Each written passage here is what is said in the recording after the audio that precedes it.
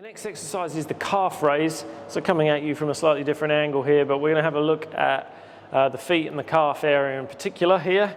So calf raises are really the end of the gait cycle, you could say, or the beginning, I suppose. It doesn't really matter which, could be either way you think of it. So as the leg comes down here and we come down to this position, then obviously we're going to push off the calf here as we come up. So it's quite an important part of the gait cycle, and also with jumping in general and anything like that. And so you'd be amazed at how uneven people's calf raises are. So, and it was particularly true of me. So we're going to do this exercise on the wall. So I'm going to turn my back to you here. And so I want you to get about hip width apart with your feet. Now, what I see in probably 90% of people when they do a calf raise is actually a supination with their calf raise. So they go up on a calf raise, something like this. So they go up and you can see the ankles push out to the side and then they come back down. And to a greater or lesser extent, so many people do this. And as you can imagine, instead of propelling you forward in a nice straight line, you have this curve. You have this movement of your foot as you come out and your ankle pokes that way. It's obviously not going to be ideal for your ankle because you're putting a lot of pressure on the outside of the ankle, but also it's not going to be ideal for your efficiency in general and your power production, because you're going to lose a fair amount of force this way when you really want to be propelling it come forward and up like that in your gait or in your jump or whatever you do.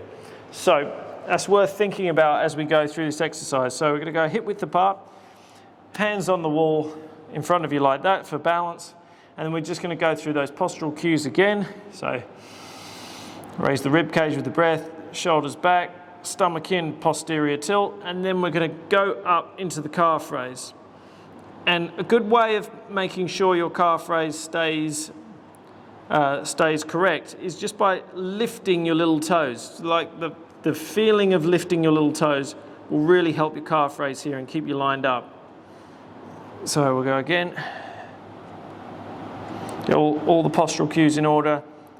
Feel like you're lifting your little toes as you go up into the calf raise, and that should straighten up your calf raise significantly. And with all the postural cues in place, again, it feels like a tough exercise, and it feels really good on the calf as well. You actually feel the calf firing properly. Now, this was an area that I had a fair amount of problem with back when I was playing squash. If I really did either a long run or I played a really hard game of squash, I'd almost always cramp in my calves. I remember one time playing a game of squash in Melbourne and then cycling back home and then cramping in my calves on the way home. And I could hardly cycle on the way home. It was like about 12 midnight. And I was in quite some trouble. I thought I wouldn't be able to get home at one stage. But that happened to me quite frequently because I was putting so much strain on my calf in the wrong way, really. Because I had such an inefficient way of taking off this foot, I was really putting a lot of pressure on kind of only certain parts of my calf, and particularly the outside of my calf muscle.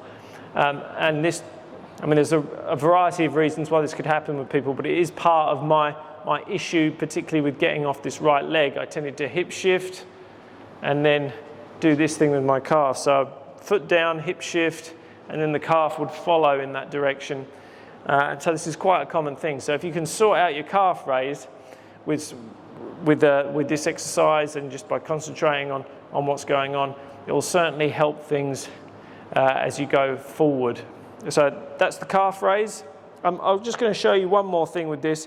The calf raise is an excellent exercise for explaining to people why kind of just tinkering around locally won't really work.